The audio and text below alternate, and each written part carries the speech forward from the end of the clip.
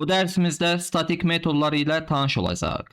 JavaScript-də statik sözünün mənası odur ki, metod və ya property obyektə yox, birbaşa klasa məxsus olur.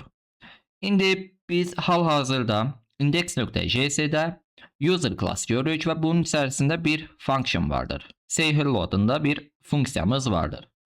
Və new user ilə class çağırdığımız zaman baxaq görək konsolda user nəyi göstərir? User klası gəlmiş oldu və bunun da içərisinə baxdığımız zaman baxın say hello funksiyamız constructor'ın aşağısındadır. Ancaq mən gəlib buna, yəni bu funksiyanı statik açar sözü ilə tanımlasam, baxaq görək user bizə nəyi göstərəcəkdir. Yenə eyni qaydada bu ikonlara klik edirəm. Baxın constructor'ın aşağısında say hello funksiyamız gəlmədi. Çünki artıq bu funksiyamız obyektə yox, birbaşa klasın özünə məxsusdur. Yəni mən bunu çağırmaq üçün gəlirəm burada user nöqtə say hello deyirəm və hətta bu konsolda silmiş olaq və bu funksiyanı çağırıram. Baxın konsolda salam yazısı gəlmiş oldu. Yəni bu hal-hazırda biz class'tan say hello funksiyamızı çağırmış olduq. Artıq bu funksiya klasa məxsusdur. İndi statik metodlar ən çox nədə istifadə olunur, necə istifadə olunur? Misal, statik bir dəyişkənimiz də ola bilər. Mən gəlirəm bura, dəyişkən olaraq count bərabərdir 0 yazıram. Constructor'da user nöqtə count'u bir vahid artırıram. Bu şəkildə. İndi birinci user'ı yaratdıq, ikinci user'ı yaradaq. User 1 verək buna da. Və baxdığım zaman və hətta buna user 1, buna user 2 yazaq. Və konsolda user klassını çağırıram və count'u görmək istəyirəm. Hal-hazırda iki rəqəmini görürük. Biz count'a 0 vermişdik. User'ı çağırdıq bir dəfə, user 1 vahid artdı. İkinci dəfə çağırdıq, user 2 vahid artmış oldu. Və mən misal bundan bir neçə ədədinə artırsam, bir daha baxaq. Bunlar eyni dəyişkəndir. 3 yazaq, buna 4 yazaq, buna da 5 yazaq. Və baxırıq, rəqəmimiz 5 vahid artmış oldu.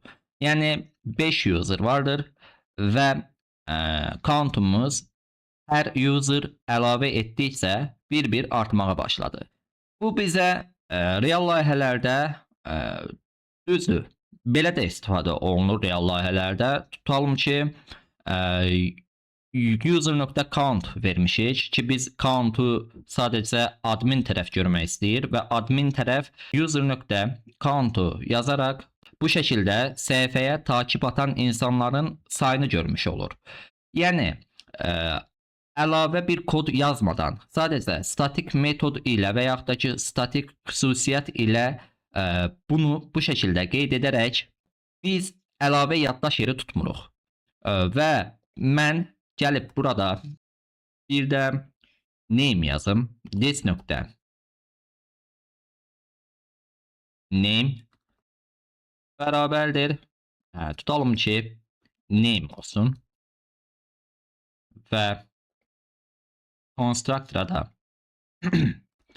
this nöqtə name'i buradakı name'ə bərabərləşdirirəm. Və hətta bunu buradan yazmayaq, sadəcə constructor içərisində yazmış olaq. İndi mən sayıları, baxın, user'ı çağıraraq vermiş oldum. Ancaq mən gəlib bura user 5'ə tutalım ki, 50 deyə yazıram. Və yaxud da ki, bura vəli yazaq. Bura RNL TV yazaq. 3 dənə oldu, bəs eləyir. İndi user.account hal-hazırda 3 olacaqdır.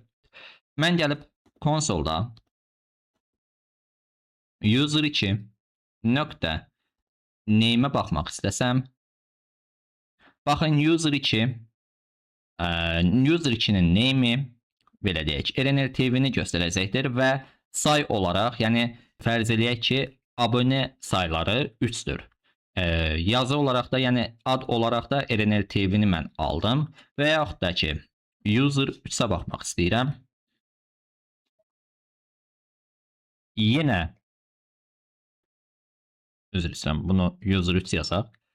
Aha, yenə say olaraq stabil qalmış oldu. Sadəcə mən user 3-ün name'ini görmək istəyirəm və hal-hazırda obyekt içərisində user 3 50 olaraq gəlmiş oldu. Statik xüsusiyyətlərdən və yaxud da ki, metodlardan çox vaxt istifadə olunur. Misal, real layihələrdə password işləmlərində də statik metodlardan istifadə edəcəyik.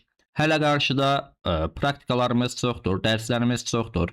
Biz server ilə işlədiyimiz zaman statik metodlardan necə istifadə edəcəyik, bunu görmüş olacaq. Bu dərsimizdən də bu qədər. Gələn növbəti dərslərimizdə görüşənə qədər özünüzə yaxşı baxın. Hələlik.